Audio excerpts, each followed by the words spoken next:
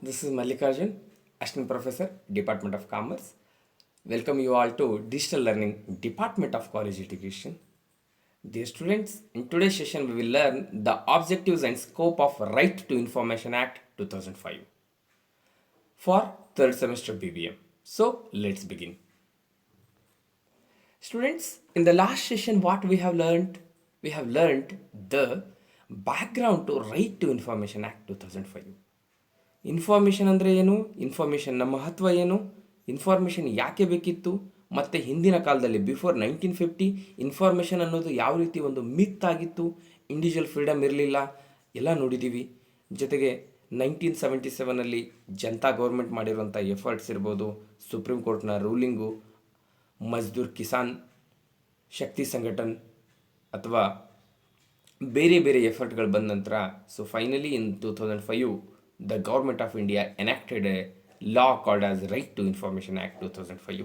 In today's session, we will see what are the objectives of this act and what is the scope of this act. So let's begin. Right to Information Act 2005. RTI is an act to provide for setting out the practical regime of right to information for citizens. ಬಾಯಿಯಿಂದ ಹೇಳೋದಷ್ಟೇ ಅಲ್ಲ, ಪ್ರಾಯೋಗಿಕವಾಗಿ ಭಾರತೀಯ ನಾಗರಿಕರಿಗೆ ಮಾಹಿತಿಯನ್ನು ಪ್ರಾಯೋಗಿಕವಾಗಿ ಒದಗಿಸುವಂತಹ ಒಂದು ವ್ಯವಸ್ಥೆ ಏನು ಮಾಡುತ್ತೆ, ರೈಟ್ ಟು ಇನ್ಫಾರ್ಮೇಷನ್ ಆ್ಯಕ್ಟ್ ಮಾಡುತ್ತೆ for citizens to secure access to information under the control of public authorities. ಸಾರ್ವಜನಿಕ ಅಧಿಕಾರಿಗಳು ಯಾರಿದ್ದಾರೆ, ನಮ್ಮ ಗ್ರಾಮ ಪಂಚಾಯಿತಿ ಅಧಿಕಾರಿಗಳಿರ್ಬೋದು, ಬಾಡಿ ಆರ್ ಇನ್ಸ್ಟಿಟ್ಯೂಷನ್, ಒಂದು ಸಂಸ್ಥೆ ಇರ್ಬೋದು ಅಥವಾ ಒಂದು ಬಾಡಿ ಇರ್ಬೋದು, ಅಂತಹ ಪಬ್ಲಿಕ್ ಅಥಾರಿಟೀಸ್ಗಳಿಂದ ಅವರ ಕಂಟ್ರೋಲಲ್ಲಿರುವಂತಹ ಇನ್ಫಾರ್ಮೇಷನನ್ನು ಈಸಿಯಾಗಿ ಆಕ್ಸೆಸ್ ಪಡೆಯುವಂತಹ ಕೆಲಸನೇ RTI ಮಾಡುತ್ತೆ. ಯಾರ್ಯಾರು ಪಬ್ಲಿಕ್ ಅಥಾರಿಟೀಸು? ಡಿ ಸಿ ಆಫೀಸಲ್ಲಿ ತಗೊಂಡಾಗ ಇಡೀ DC ಆಫೀಸ್ ಕೂಡ ಒಂದು ಪಬ್ಲಿಕ್ ಅಥಾರಿಟಿ ಆಗುತ್ತೆ. ಆ ಇಂಡಿವಿಜುವಲ್ ವ್ಯಕ್ತಿ ಒಬ್ಬ ಡಿಸ್ಟ್ರಿಕ್ಟ್ ಕಮಿಷನರ್ ಕೂಡ ಆಗ್ತಾರೆ. ತಾಲೂಕು ಆಫೀಸಲ್ಲಿ ತಹಶೀಲ್ದಾರ್ ಥರ ಇನ್ಫಾರ್ಮೇಷನ್ ತೊಗೋಬೋದು. ತಾಲೂಕು ಆಫೀಸ್ ಒಂದು ಇನ್ಸ್ಟಿಟ್ಯೂಷನ್ ಆಗುತ್ತೆ. ನಮ್ಮ ಲೋಕಲಲ್ಲಿ ಗ್ರಾಮ ಪಂಚಾಯಿತಿ ಆಗುತ್ತೆ. ಗ್ರಾಮ ಪಂಚಾಯತಿಯಿಂದ ಪಡಿಬೋದು. ಒಬ್ಬ ಅಧ್ಯಕ್ಷರಿಂದ ಅವರು ಯಾವ್ಯಾವ ಡಿಸಿಷನ್ಸ್ಗಳು ತೊಗೊಂಡಿದ್ದಾರೆ ಅಂಥ ಇನ್ಫಾರ್ಮೇಷನ್ಸ್ಗಳು ಪಡಿಬೋದು. ಸೊ ಒಟ್ಟಾರೆಯಾಗಿ ಒಬ್ಬ ಪಬ್ಲಿಕ್ ಅಥಾರಿಟಿಯಿಂದ ಇನ್ಫಾರ್ಮೇಷನನ್ನು ಅಕ್ಸೆಸ್ ಮಾಡಲಿಕ್ಕೆ it is a practical regime. ಜೊತೆಗೆ in order to promote transparency and accountability in the working of every public authority, RTI ಏನು ಮಾಡುತ್ತೆ, ಇಟ್ ಪ್ರಮೋಟ್ಸ್ ಟ್ರಾನ್ಸ್ಪರೆನ್ಸಿ, ಪಾರದರ್ಶಕತೆ, ಬಚ್ಚಿಡುವಂಥದ್ದಲ್ಲ.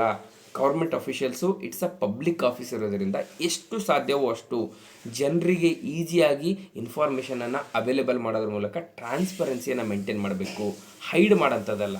And accountability in the working of every public authority, ಒಬ್ಬ public authority accountable ಆಗಿರಬೇಕು, ಉತ್ತರದಾಯಿತ್ವ ಆಗಿರಬೇಕು. ಯಾರೋ ಒಬ್ಬರು ಪ್ರಶ್ನೆ ಮಾಡ್ತಾರೆ, ಪ್ರಶ್ನೆ ಮಾಡಿದವರಿಗೆ ನಾನು ಉತ್ತರ ಮಾಡಬೇಕು, I am accountable to someone, I am accountable to public ಅನ್ನುವಂತಹ ಒಂದು ಅಕೌಂಟಬಿಲಿಟಿ ಬೆಳೆಸುವಂಥದ್ದು ಈ RTIನ one of the major objectives.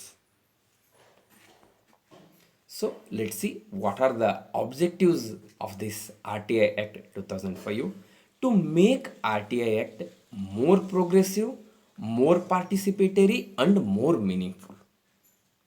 Right to information ಅನ್ನುವಂತಹ ಒಂದು ಕಾನೂನು ಅಥವಾ ಒಂದು ಹಕ್ಕು ಇದೆಯಲ್ಲ, ಆ ಹಕ್ಕನ್ನು ಪ್ರೋಗ್ರೆಸಿವ್ ಆಗಿ ಮಾಡುವಂಥದ್ದು, ಪಾರ್ಟಿಸಿಪೇಟರಿ, ಹೆಚ್ಚು ಹೆಚ್ಚು ಜನರು ಪಾರ್ಟಿಸಿಪೇಟ್ ಮಾಡೋದ್ರ ಮೂಲಕ ಸರ್ಕಾರದಲ್ಲಿ ಆಗ್ತಾರೆ ಅಂತ ಡಿಸಿಷನ್ಸ್ಗಳು, ಒಂದು ಸಂಸ್ಥೆಯಲ್ಲಿ ತೆಗೆದುಕೊಂಡಿರೋಂಥ ಡಿಸಿಷನ್ಸ್ಗಳು, ಜನರಿಗೆ ಎಫೆಕ್ಟ್ ಮಾಡೋಂಥ ಡಿಸಿಷನ್ಸ್ಗಳು, ಅಂತಹ ಡಿಸಿಷನ್ಗಳು ಹೆಚ್ಚು ಹೆಚ್ಚು ಜನರು ಅದರಲ್ಲಿ ಪಾರ್ಟಿಸಿಪೇಟ್ ಮಾಡೋದ್ರ ಜೊತೆಗೆ ಮೋರ್ ಮೀನಿಂಗ್ಫುಲ್. ಹೆಸರಿಗೆ ನೆಪಕ್ಕೆ ಮಾತ್ರ ಒಂದು RTI ಆ್ಯಕ್ಟ್ ಇದೆ ಅಂತಲ್ಲ, ಎಷ್ಟೋ ಸಲ ಕೆಲವೊಂದು ಸಂಸ್ಥೆಗಳು ಹೆಸರಿಗೆ ಮಾತ್ರ ಇರ್ತವೆ, ಅದ್ರ ವರ್ಕ್ಗಳು ಆಗ್ತಾನೆ ಇರೋದಿಲ್ಲ. ನಾವೇ ಹೇಳ್ತಾ ಇರ್ತೀವಿ, ನಮ್ಮ ಊರಲ್ಲಿ ಏನೋ ಇದೆ ರೀ, ಮೆಂಬರ್ಸ್ ಇದ್ದಾರೆ ಅಂದರೆ ಇದ್ದಾರೆ ಅಷ್ಟೇ, ಬೇರೆ ಯಾವುದಕ್ಕೂ ಅಲ್ಲ. ಸೊ ಮೀನಿಂಗ್ಫುಲ್ ಯಾವಾಗುತ್ತೆ, ಅವರು ಜನರ ಸೇವೆ ಮಾಡೋಕ್ಕೆ ಸ್ಟಾರ್ಟ್ ಮಾಡಿದಾಗ, ಗೌರ್ಮೆಂಟ್ನಿಂದ ಬರೋಂಥ ವೇರಿಯಸ್ ಸ್ಕೀಮ್ಸ್ಗಳು ಜನರ ತನಕ ತಲುಪಿಸಿದಾಗ ಮಾತ್ರ ಅದು ಮೀನಿಂಗ್ಫುಲ್ ಆಗುತ್ತೆ. ಅದೇ ರೀತಿಯಾಗಿ RTI ಆ್ಯಕ್ಟನ್ನು ಪ್ರೋಗ್ರೆಸಿವ್, ಪಾರ್ಟಿಸಿಪೇಟರಿ ಆ್ಯಂಡ್ ಮೀನಿಂಗ್ಫುಲ್ ಮಾಡೋದು one of the objectives. Second, to ensure greater and more effective access to information. Access to information, it is one of the fundamental right. ಅದನ್ನು ಹೆಚ್ಚು ಹೆಚ್ಚು ಇನ್ಫಾರ್ಮೇಷನ್ಸ್ಗಳು ಜನರು ಎಕ್ಸೆಸ್ ಮಾಡೋಂಗೆ ಇರಬೇಕು. ಕೆಲವೊಂದು ಸೀಕ್ರೆಸಿ ಬಿಟ್ಟರೆ ಬೇರೆವೆಲ್ಲವೂ ಕೂಡ ಈಸಿಯಾಗಿ ಅವೈಲೇಬಲ್ ಆಗಿರಬೇಕು. ಸೊ ನಾವು ಇವಾಗಲೇ ಕಾಲೇಜಲ್ಲೆಲ್ಲ ನೋಡೋದಾದರೆ ಬಹಳಷ್ಟು ಇನ್ಫಾರ್ಮೇಷನ್ಸ್ಗಳು ಕಾಲೇಜಲ್ಲಿ ತೆಗೆದುಕೊಳ್ಳುವಂಥ ಪ್ರತಿಯೊಂದು ಡಿಸಿಷನ್ಸ್ಗಳನ್ನು ನಾವು ನೋಟಿಸ್ ಬೋರ್ಡ್ಸ್ಗಳಲ್ಲಿ ನಾವು ಡಿಸ್ಪ್ಲೇ ಮಾಡ್ತಾ ಇದ್ದೀವಿ. So that students get access to information. Absent ಇರುವಂಥ ಸ್ಟೂಡೆಂಟ್ಸ್ಗಳ ಮಾಹಿತಿಯನ್ನು ನಾವು ಕೊಡ್ತಾ ಇದ್ದೀವಿ. ಎಕ್ಸಾಮ್ಗೆ ಯಾರು ಎಲಿಜಿಬಲ್ ಇದ್ದಾರೆ, ಯಾರು ಎಲಿಜಿಬಲ್ ಇಲ್ಲ ಮಾಹಿತಿ ಕೊಡ್ತಾ ಇದ್ದೀವಿ.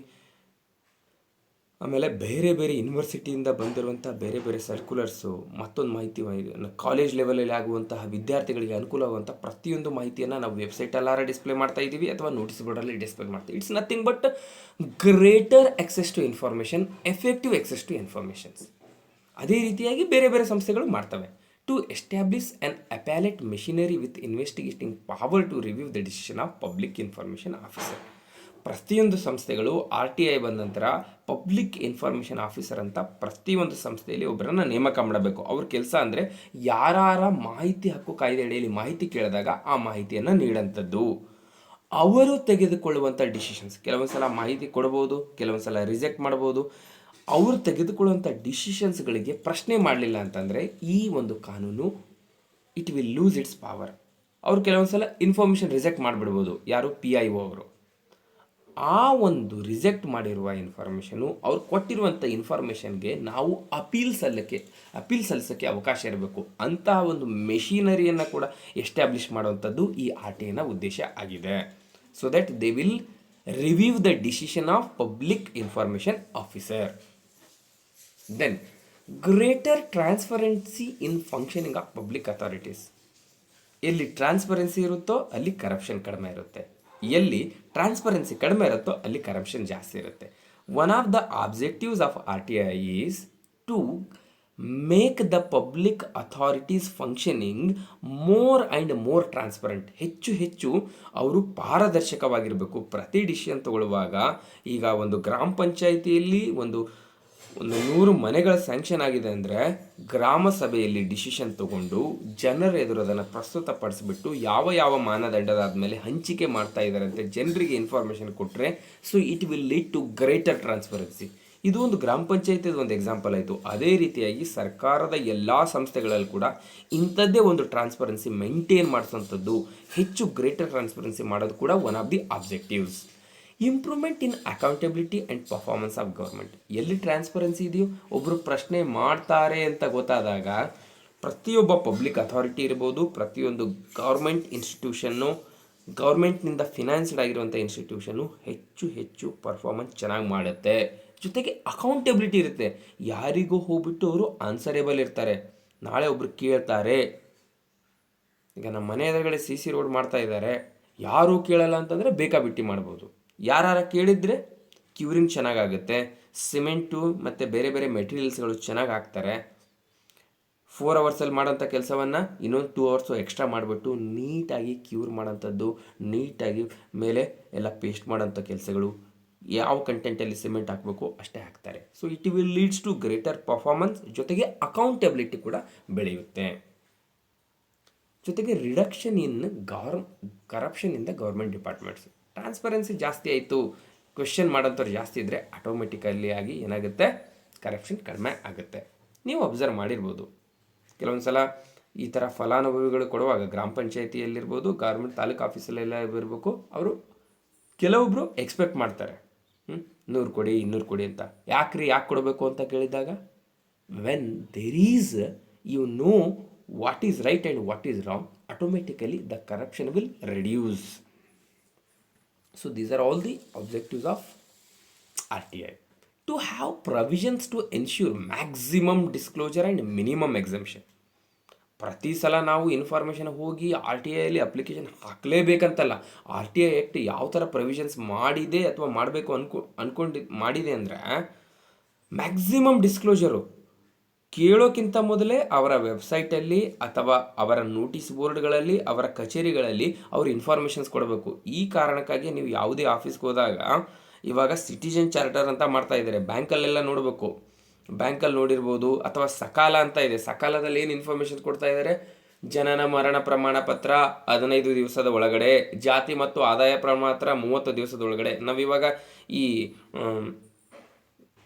ಈಗ ವೆಬ್ಸೈಟ್ಸಲ್ಲೇ ಸಕಾಲದಲ್ಲಿ ಅಥವಾ ನಮ್ಮ ತಾಲೂಕು ಆಫೀಸಲ್ಲಿ ಬೇರೆ ಬೇರೆ ಕಡೆ ಹಾಕ್ತಾ ಇದೀವಲ್ಲ, ಅಟಲ್ ಸೇವಾ ಕೇಂದ್ರದಲ್ಲಿ ಅಪ್ಲಿಕೇಶನ್ ಹಾಕಿದ ತಕ್ಷಣವೇ ನಿಮ್ಮ ಅರ್ಜಿ 30 ದಿನದ ಒಳಗಾಗಿ ನಿಮ್ಮ ಕೆಲಸ ಮುಗಿಸಲಾಗುವುದು ಅಂತ ಅರ್ಜಿ ಬರ್ತಾ ಇದೆ.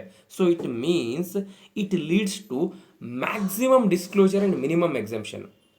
ಕೆಲವೊಂದು ಮಾಹಿತಿ ಬಿಟ್ಟರೆ ಬೇರೆ ಎಲ್ಲ ಮಾಹಿತಿಯನ್ನು ಮ್ಯಾಕ್ಸಿಮಮ್ ಆಗಿ ಜನರಿಗೆ ಅವೈಲೇಬಲ್ ಮಾಡ್ತಾ ಇದ್ದಾರೆ. ಅವರ ವೆಬ್ಸೈಟ್ಸ್ಗಳಲ್ಲಿರ್ಬೋದು, ನೋಟಿಸ್ ಬೋರ್ಡ್ಗಳಲ್ಲಿ ಅವೈಲೇಬಲ್ ಮಾಡೋಂಥ ಪ್ರೊವಿಷನ್ ಮಾಡ್ತಾ ಇದ್ದಾರೆ. ನಮ್ಮ ಕಾಲೇಜಲ್ಲಿ ಕೂಡ ಅಷ್ಟೇ, ಹೆಚ್ಚು ಕಡಿಮೆ ನಾವೀಗ ಎಲ್ಲ ಇನ್ಫಾರ್ಮೇಷನ್ಸ್ಗಳ ವೆಬ್ಸೈಟಲ್ಲೇ ಸ್ಟೂಡೆಂಟ್ಸ್ಗೆ ಅನುಕೂಲ ಆಗಲಿ ಅಂತ ಪ್ರೊವೈಡ್ ಮಾಡ್ತಾ ಇದ್ದೀವಿ. ಸ್ಟೂಡೆಂಟ್ಸ್ ಬಂದು ಕೇಳೋ ಅವಶ್ಯಕತೆಯೂ ಇಲ್ಲ. ನಾವೇ ವೆಬ್ಸೈಟಲ್ಲಿ, ನಾವೇ ನೋಟಿಸ್ ಬೋರ್ಡಲ್ಲಿ, ನಾವೇ ವಾಟ್ಸಪ್ ಗ್ರೂಪಲ್ಲಿ ಹಾಕಿದಾಗ ಮ್ಯಾಕ್ಸಿಮಮ್ ಡಿಸ್ಕ್ಲೋಜರ್ ಆಗುತ್ತೆ. Maximum disclosure, minimum ಎಕ್ಸೆಂಪ್ಷನ್ಸು.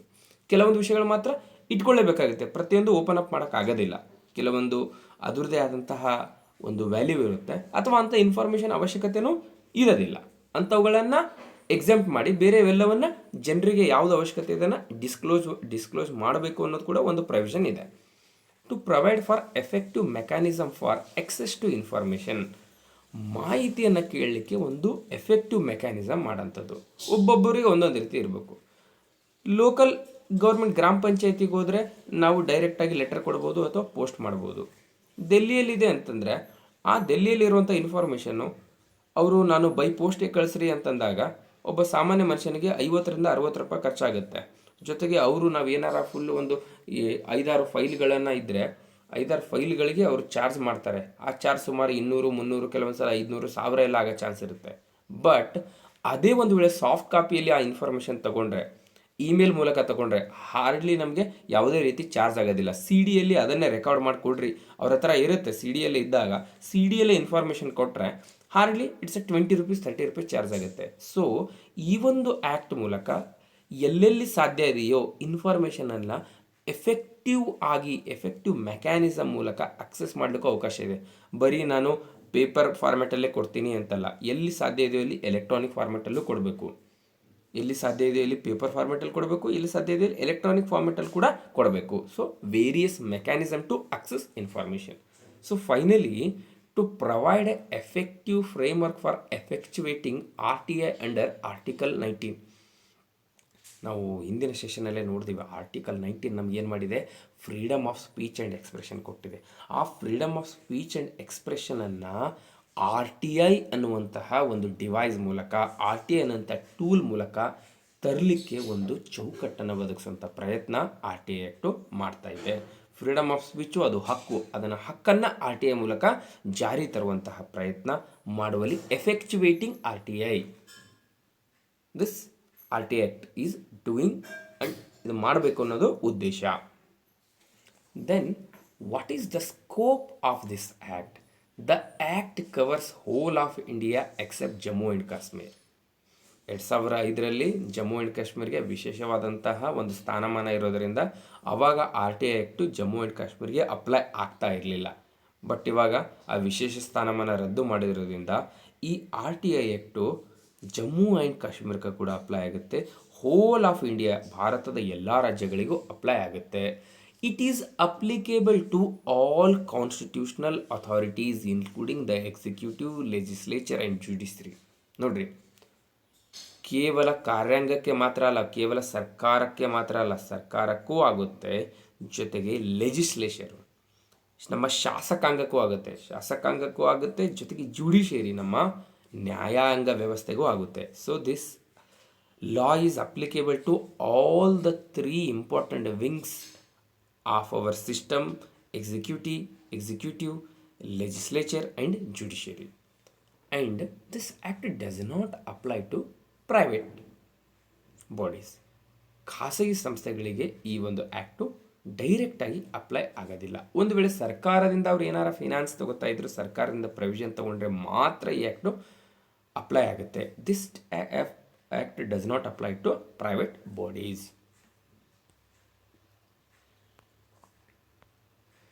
Students, till now in detail we have seen the objectives and scope of RTI Act. ಈ ಆಬ್ಜೆಕ್ಟಿವ್ಸ್ಗಳು ಪದೇ ಪದೇ ಪದೇ ಪದೇ ವೈಬ್ರೆಂಟ್ ಸೊಸೈಟಿ ಆದಂಗೆ, ಜನರು ಅಲರ್ಟ್ ಆದಂಗೆ ಇದರ ಆಬ್ಜೆಕ್ಟಿವ್ಸ್ಗಳು ಹೊಸದಾಗಿ ಆ್ಯಡ್ ಆಗ್ತಾನೆ ಹೋಗ್ತಾ ಇದ್ದಾವೆ. ನಮ್ಮ ನಿತ್ಯ ಜೀವನದಲ್ಲಿ ಕೂಡ ಈ RTI ಆ್ಯಕ್ಟ್ನ ಆಬ್ಜೆಕ್ಟಿವ್ಸ್ಗಳು ಏನು ಮತ್ತು ಇದರ ಸ್ಕೋಪ್ ಎಲ್ಲಿವರೆಗೆ ಇದೆ ಅಂತ ನಾವು ಕೂಡ ಅಬ್ಸರ್ವ್ ಮಾಡ್ಬೋದು. ಹೆಚ್ಚಿನ ಮಾಹಿತಿಗಾಗಿ ಇಲ್ಲಿ ನೀಡಿರುವಂತಹ ರೆಫರೆನ್ಸ್ ಬುಕ್ಗಳನ್ನು ಜೊತೆಗೆ ರೆಫರೆನ್ಸ್ ಲಿಂಕ್ಗಳನ್ನು ನೀವು ಬಳಸ್ಕೊಂಡು ಹೆಚ್ಚಿನ ಮಾಹಿತಿನ ಪಡಿಬೋದು.